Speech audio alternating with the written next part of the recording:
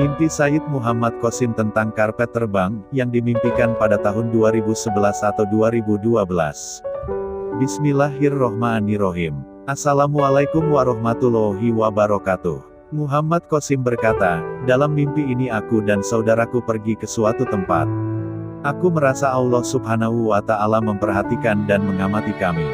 Kemudian di perjalanan, kami melihat sebuah ledakan. Aku berkata kepada saudaraku, berhenti di sini, kita harus membantu orang-orang ini. Aku dan saudara laki-lakiku berhenti dan itu adalah pekerjaan yang sangat mengkhawatirkanku. Lalu aku berkata, kita harus pergi dari sini karena aku mulai merasa sakit. Di sini Allah Subhanahu wa Ta'ala tidak menyukai tindakanku ini dan Dia tidak memperhatikan kami lagi. Aku kemudian menjadi lebih khawatir dan berkata, jika keadaan ini menjadi lebih buruk maka aku akan mual. Kemudian aku berkata, jika ini terjadi lagi maka aku akan membantu orang-orang ini dan Allah Subhanahu wa Ta'ala akan menyukai pertobatanku. Kemudian kami kembali ke rumah tetapi di sana sangat gelap. Aku mengatakan, sampai kapan kita akan tetap dalam kegelapan ini? Lalu aku berkata lagi, akan sangat baik jika aku mencari jalan keluar dari kegelapan ini. Kemudian beberapa orang mengatakan bahwa ada karpet yang dapat terbang dengan tinggi. Lalu aku bertanya kepada beberapa orang, bagaimana cara untuk masuk ke sana? Lalu kami masuk dan melihat ada pagar dan jalan setapak serta sebuah ruangan yang di dalamnya ada karpet. Orang-orang itu mengenakan biaya Rp25.000 untuk perjalanan itu.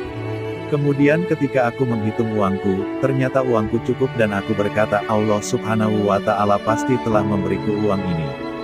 Kemudian aku berbicara dengan orang-orang di pintu gerbang dan mereka meminta Rp25.000. Kemudian aku bertemu seseorang yang sudah pernah mencoba karpet itu dan mereka berkata, kami telah menggunakan karpet itu dan ternyata karpet itu tidak bisa terbang. Orang-orang ini telah menipu semua orang dengan mengatakan bahwa karpet itu dapat terbang. Kemudian aku berpikir bahwa daripada tidak melakukan apa-apa, lebih baik aku mencobanya saja. Kemudian orang-orang melihatku dan berkata orang itu hanya akan membuang-buang uangnya. Aku masuk ke dalam pagar dan ketika aku masuk ke dalam ruangan, maka aku melihat sebuah karpet di sana. Aku berkata, ini karpet yang sama seperti yang pernah aku berikan kepada Nabi terakhir Muhammad Shallallahu Alaihi Wasallam untuk beliau salat. Lalu aku berkata, karpet ini pasti akan terbang. Aku lalu duduk di karpet itu dan ia benar-benar terbang. Ketika aku terbang tinggi maka pagar di sana mulai putus dan karpet mulai berterbangan.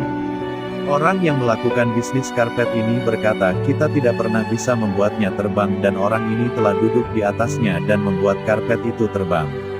Mereka mengejarku dan sebelum mereka sampai ke hadapanku, mereka berkata, jika kami tahu, kami akan menghentikanmu di sini.